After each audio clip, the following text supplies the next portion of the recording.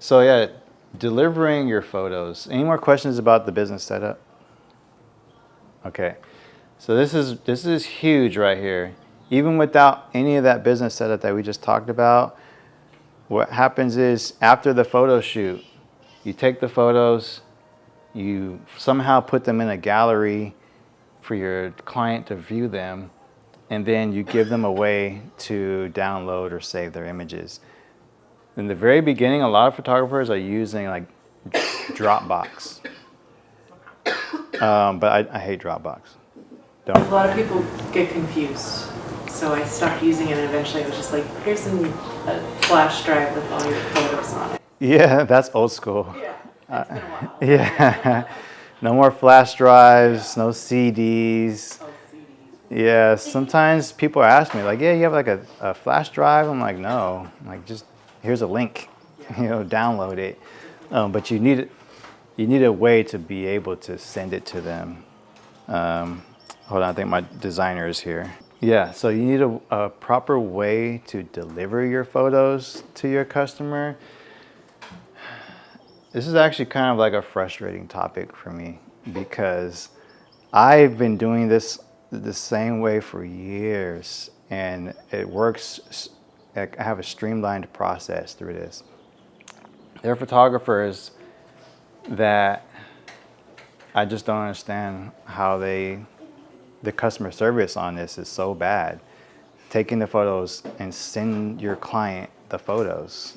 And sometimes they're just using like Google Drive or they're using Dropbox because they don't want to pay for their own website or platform to do it.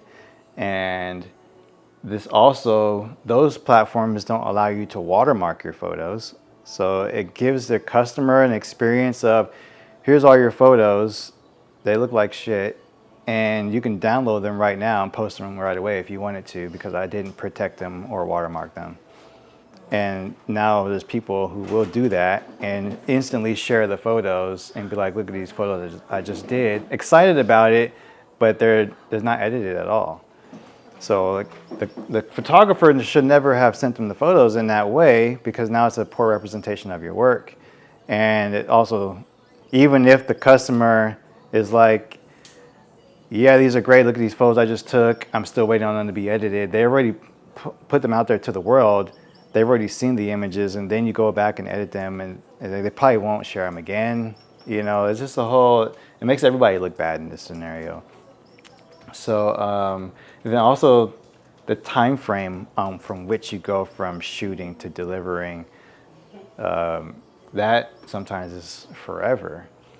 And so whatever the time or your turnaround time is, and we'll talk about that too, is you just got to communicate that with your client on what the expectation is. As far as like how to deliver it to them though, I use Zenfolio. I have, if you guys get this, I can get you guys 10% off. I'll send you a link for that. But Zenfolio it can act as a website, it can act as your backup hard drive, and it can also act as your photo galleries, your final image delivery galleries, and your customer can also order printed images directly through the website at whatever price you set it at. So it's kind of a one-stop shop for everything. And you can password lock your galleries. You can make your galleries expire if you want after a while. So it has everything in it. And so this is like a screenshot from what gallery I did. And it's kind of small, but you can see like the customer is going to see this. And then they are able to select the photos so they can just heart their favorites. And that's what I like about it. They can just go on the site. They're not sending me 27 screenshots of the photos they want. They're going directly on the site and putting a heart on the ones that they like. And then I get a notification saying such and such made a favorites gallery. These are the ones that are their favorites. And I know exactly which ones they want to edit. Because I used to have a problem with, because these are like in numerical order, right? 1, 2, 3, 4. But there's cameras have image numbers, which is like 9782 and like all these other random numbers. So like, yeah, I like image number 1. I'm like, but that forces me to have to go onto the gallery, look at image number 1, go find the image number, and then go find the image number in my hard drive, and it's just too much. So rather than that, just heart your favorite.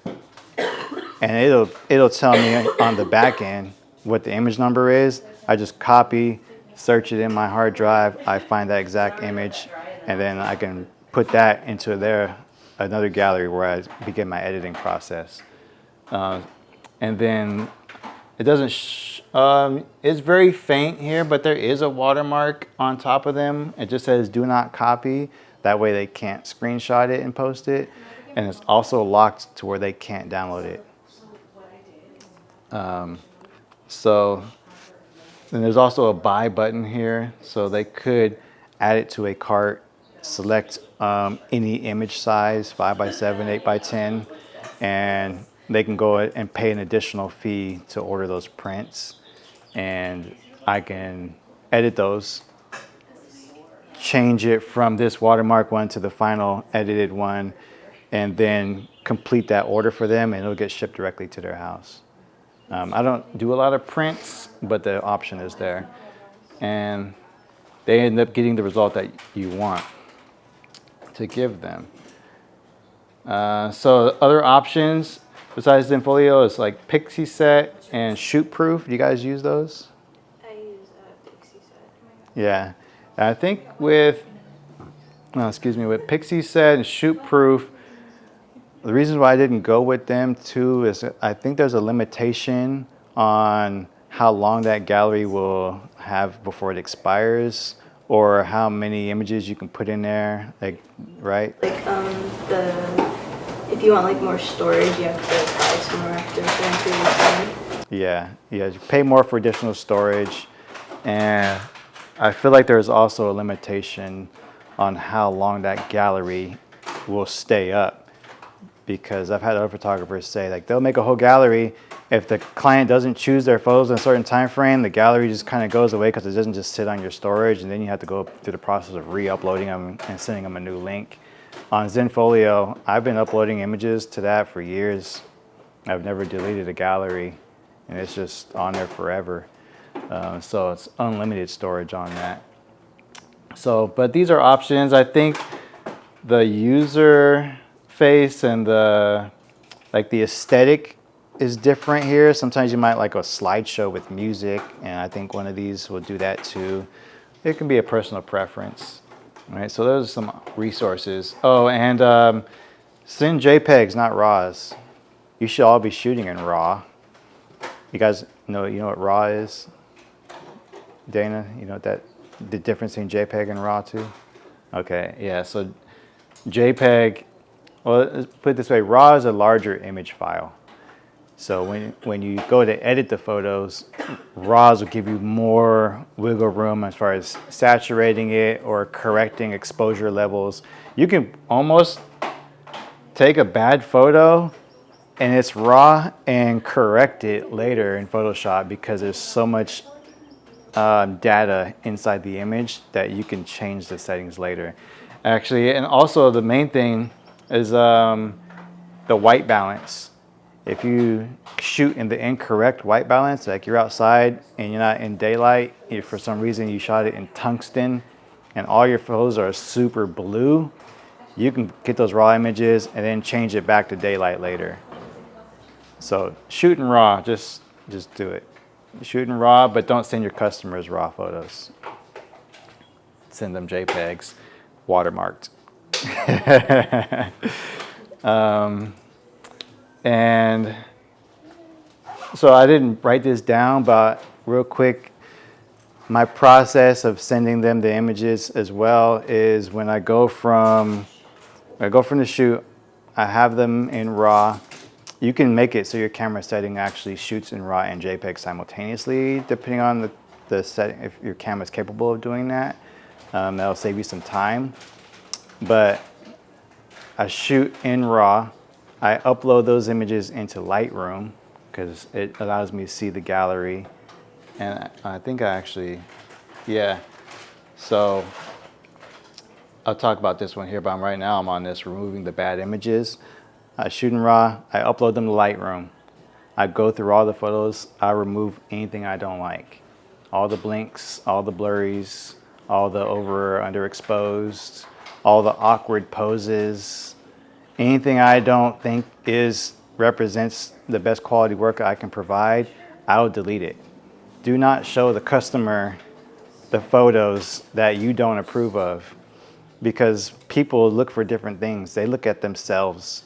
They don't look at the quality of the image sometimes. And they'll see an image of themselves and be like, I look cute here, but the composition is off. Like, all kind of things wrong with it from a photographer's standpoint.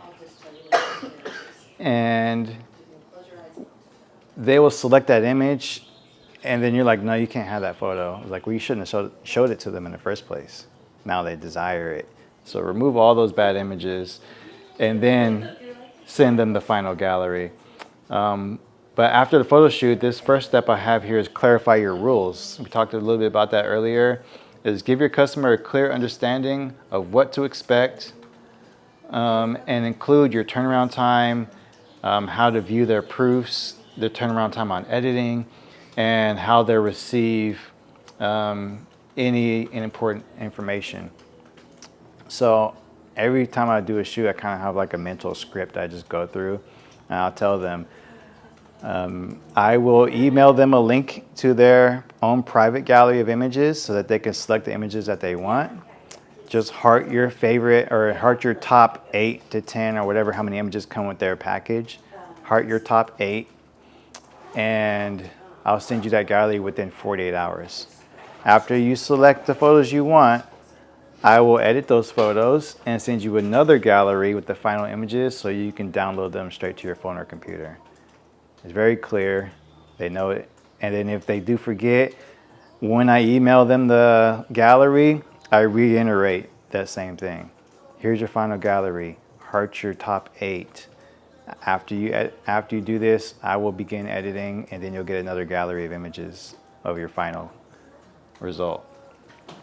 And it's just copy and paste at that point. So a lot of photographers skip this step of clarifying the rules after the shoot. They shoot the pictures, and then, all right, thanks, see you later, take the payment, everybody goes home. And then now you have clients calling you the next day, hey, where's my photos? Or maybe they're patient and they're waiting 30 days and like, hey, I never got my photos. And you're like, yeah, my turnaround time is 6 weeks. And even though that's a long time, setting the expectation mentally, like, okay, cool, 6 weeks. Because who knows what your personal life is. Give them a turnaround time that you can stick to. I can deliver a gallery of images within 2 days because I have time to go through the images, delete the ones I don't like, and it's a very quick process for me. Once they view their images galleries, always watermark them, reinstate your rules. I give my client 1 week to choose the images that they want. After I hit send, they have 7 days to choose their photos. If they goes beyond that 7 days, Zenfolio will automatically lock their gallery, and now I charge them a fee to unlock it, because now you're causing me to get backed up. If you don't at least tell them they have a certain time frame without a punishment, they will wait 3 months to pick their photos. And then you're like, dude, I'm shooting so many other clients right now. You just now got around to it, and now you're at the bottom of the list, and their turnaround time just got even longer. You can have an upset customer, and now you're irritated because why'd you take so long?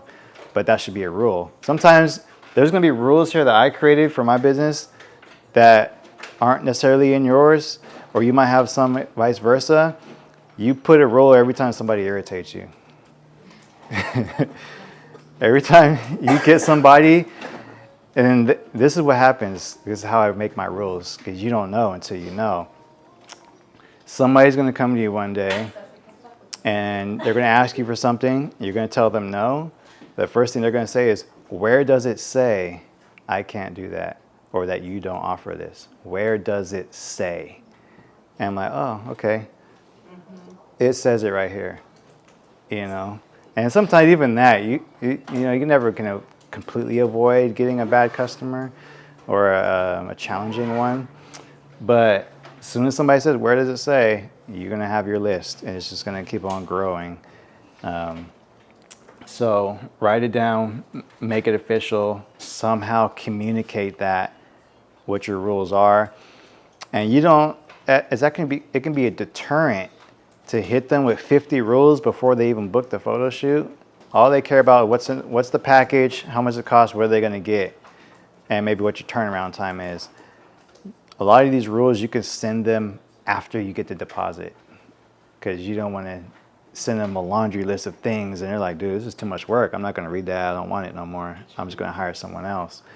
Some of those rules you could send them after you get your package. Boop, here's your email with everything you should know and all my guidelines. Come to the shoot on time.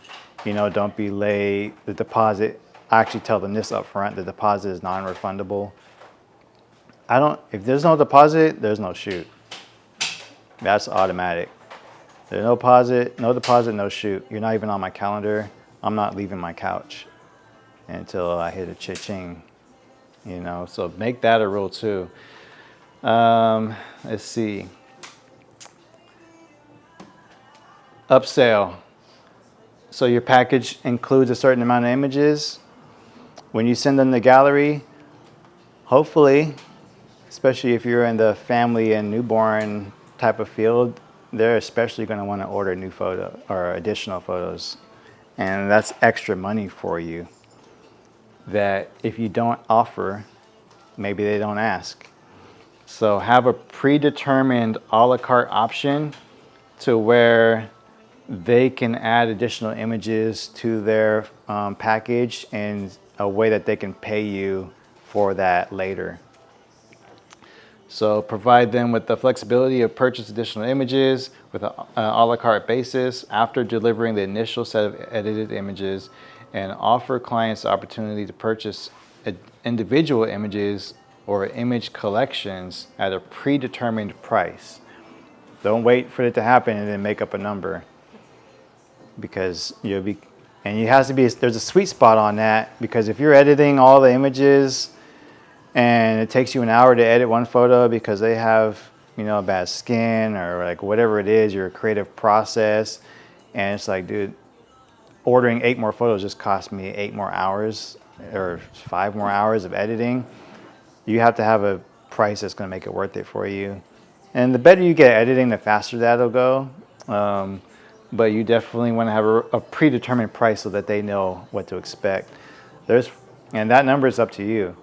I know photographers that charge $30 a photo. I charge $10 a photo, $20 a photo.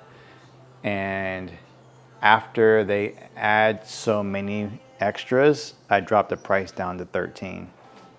And so that gives them an incentive to order more. So at 5 images, I know it's automatically $65 for me. But if they order 4 images, it's $80. So that's like a value creation deal. Like, oh, it just makes sense for me to order more. So you can think of things like that. Have a predetermined price per image, or a predetermined price per collection of images to incentivize them to get more money after the shoot. And then ordering prints, they can do that if you have it set up. I'll give you some resources on how to sell prints too.